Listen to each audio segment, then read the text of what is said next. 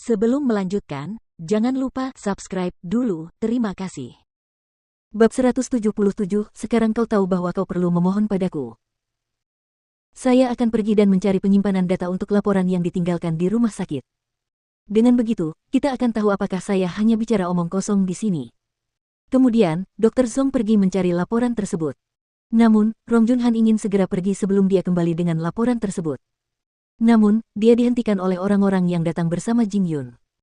Nyonya Rong, mengapa Anda begitu ingin pergi? Apakah Anda tidak ingin melihat buktinya? Jing Yun mengirimkan hadiah kepada keluarga Sen untuk Seng Xiao. Ekspresi wajah Rong Junhan berubah drastis. Dia ingin pergi tetapi dihentikan oleh Jing Yun. Kemudian, Jing Yun menyerahkan laporan itu kepada kakek Sen. Ini adalah bukti mengenai kecelakaan mobil yang melibatkan Tuan Muda Sen saat itu. Dokter yang menanganinya menyelidiki alasan utama mengapa dia menjadi lumpuh dan akhirnya menemukan kebenarannya. Namun, Nyonya Rong berhasil menyembunyikan kebenaran dari semua orang hanya dengan menyuap dekan.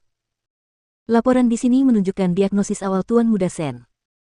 Selain itu, Rong Junhan bahkan menggunakan nama lain, Tong Sui, supaya tidak ada yang curiga padanya. Kemudian, dia bersekongkol dengan dekan. Namun, konspirasi mereka disaksikan oleh Nyonya Zong. Yang lebih mengejutkan adalah dia menggunakan nama itu saat menyuap dekan. Selain itu, dia bahkan menggunakan nama yang sama untuk membuka perusahaan dengan Second Elder. Dia mungkin berpikir tidak ada yang bisa mengetahui kebenarannya. Jing Yun lalu menyerahkan laporan itu kepada semua orang di keluarga Sen. Mereka sekarang sudah memiliki kesaksian dan bukti. Apa yang bisa dikatakan Rong Junhan sekarang? Kakek Sen telah selesai membaca laporan itu. Dia berjalan menuju Rong Junhan selangkah demi selangkah. Dia tampak agak marah.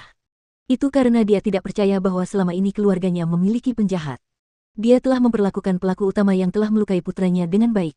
Dia bahkan berpikir bahwa dia telah memberikan kebaikan yang besar kepada mereka. Jadi, dia tidak mengizinkan Rong Junhan mengatakan apapun saat dia mendatanginya. Dia menamparnya 2 kali secara langsung. Itu sangat menakutkan sehingga semua orang di bangsal terkejut. Pipi Rong Junhan membengkak dalam karena tamparan itu. Sudut mulutnya juga berdarah. Aku bahkan tidak akan menyesal sekalipun aku membunuhmu dengan tembakan hari ini. Kakek Sen mencengkeram lehernya dan berkata, kamu telah berbohong kepada kami selama ini. Kamu benar-benar orang yang jahat. Sekarang, kamu masih ingin menyakiti cucuku. Katakan padaku, apakah menurutmu aku harus memaafkanmu? Kakek Sen bahkan mengangkatnya tinggi-tinggi. Wajah Rong Junhan memerah dan bengkak. Sepertinya dia tidak bisa bernapas lagi. Huang Yu bergegas ke arah mereka. Kemudian, dia turun dan memegang kaki kakek Sen. Ayah, jangan bertindak gegabah. Kita seharusnya tidak melakukan ini. Kalau begitu, katakan padaku apa yang harus kulakukan. Mata kakek Sen merah dan bengkak. Ia membalas, Jian Chuan sudah terbaring di tempat tidur selama bertahun-tahun. Kakak-kakaknya tidak merasakan apa-apa, tetapi aku sangat sedih sampai-sampai aku tidak bisa bernapas. Terlebih lagi, aku sangat bodoh karena membiarkan wanita jalang ini merawat anakku selama bertahun-tahun. Jika bukan karena dia, pasti anakku sudah bangun sekarang. Bisakah kau percaya itu? Kakek, kamu tidak perlu melakukan itu. Mu Qi melangkah maju dan menasihatinya. Dia benar-benar wanita jalang yang jahat. Beraninya dia ingin menjadi bagian dari kita. Tetua kedua, bukankah kamu dan istrimu sangat memujanya? Bagaimana sekarang? Kakek Sen melotot ke arah tetua kedua dan keluarganya. Huang Yu menundukkan kepalanya karena merasa bersalah. Ia langsung menamparkan dirinya sendiri. Ini salah kami karena tidak tahu bagaimana membedakan antara yang baik dan yang jahat. Kami dimanipulasi. Ayah, mohon maafkan kami. Bisakah kalian memaafkan diri kalian sendiri jika aku memaafkan kalian? Huang Yu menundukkan kepalanya dan tetap diam. Kalian berdua bahkan tidak bisa dibandingkan dengan anak berusia 18 tahun. Rong Junhan tidak pernah menyangka bahwa dirinya akan diungkap oleh Mu Qi di bangsal ini. Tentu saja, dia telah meremehkannya. Dia mengira bahwa dirinya hanyalah seorang anak kecil dan tidak akan mampu mengungkap kebenaran dari masa lalu. Dia tidak pernah menyangka bahwa Mu Qi mampu melakukannya. Dia tertawa terbahak-bahak. Itu pemandangan yang menarik. Tapi, kamu memang terlalu naif dan bodoh. Kamu baru bisa melihat kebenaran setelah bertahun-tahun. Benar sekali. Akulah yang menabrak Sen Jianchuan saat itu. Tapi, bagaimana dengan itu? Su Ziqing menikah dengan pria dari keluargamu. Namun, Sen Jianchuan masih merindukannya. Jadi, aku memberinya pelajaran. Mengapa? Tidak bisakah aku melakukan itu? Apa yang kau inginkan sekarang? Itu sudah 15 tahun yang lalu. Apa yang bisa kau lakukan padaku? Lagi pula, ada sesuatu yang lebih dari yang bisa kau bayangkan. Aku menelepon Su Ziqing saat itu ketika aku tahu bahwa dia telah bersama Shen Jianchuan. Sebenarnya, aku tidak salah. Dia bergegas keluar dan tidur dengan pria dari keluargamu itu. Kemudian, mereka menikah satu sama lain segera setelah itu. Shen Jianchuan menjadi sangat cemas setelah mendengar itu. Jadi, memang benar Rong Junhan telah melakukan sesuatu ketika Su Ziqing meninggalkannya saat itu.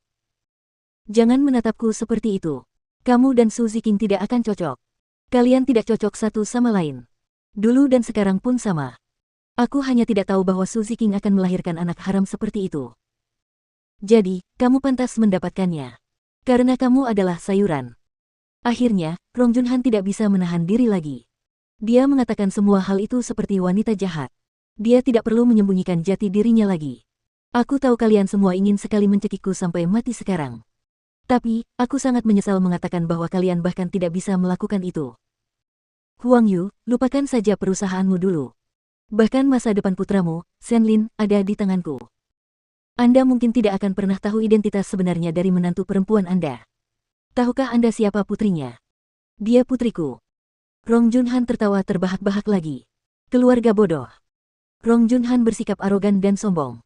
Namun, dia memang berhak bersikap seperti itu. Selama 10 tahun terakhir, dia merencanakan segalanya secara diam-diam. Dia memegang erat seluruh keluarga Shen di tangannya. Dia tidak akan pernah melepaskannya semudah itu. Kamu, Huang Yu juga cemas. Dia ingin bergegas ke arahnya tetapi dihentikan oleh kakek Shen. Bukankah kamu sudah selesai mempermalukan dirimu sendiri? Mata Huang Yu merah dan bengkak. Kemudian, dia tetap diam.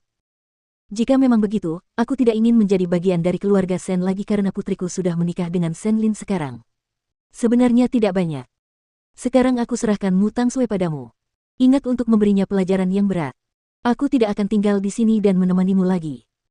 Setelah itu, Rong Junhan berbalik untuk pergi. Namun, Jing Yun masih menghalangi jalannya. Rong Junhan mencibir dingin. Apakah kamu berencana untuk melarangku pergi selama sisa hidupku? Jika kamu cukup mampu, silakan saja dan tuntut aku di kantor polisi. Jing Yun, biarkan dia pergi, kata kakek Shen. Kemudian, Jing Yun memiringkan tubuhnya dan membiarkan Rong Junhan meninggalkan bangsal. Dia kemudian meninggalkan rumah sakit. Aku tidak pernah menyangka dia orang seperti ini. Ketua kedua meninju dinding bangsal. Aku bahkan memperlakukannya dengan sangat baik selama bertahun-tahun ini. Aku bahkan memberinya begitu banyak bantuan. Sungguh menjijikkan jika kupikir-pikir. Huang Yu berlutut di lantai. Dia tidak berdaya. Ayah, bagaimana dengan Shen Lin? Sekarang, kamu tahu bahwa kamu perlu memohon padaku. Bukankah kamu hanya mendengarkan kakak iparmu? Kakek Shen mencibir pelan. Ayah, Anda orang yang murah hati. Jangan salahkan saya atas hal seperti itu. Kami dibohongi. Huang Yu merengek. Tapi kamu menentang Kiki begitu lama sebelumnya. Apakah Kiki pernah menyakitimu?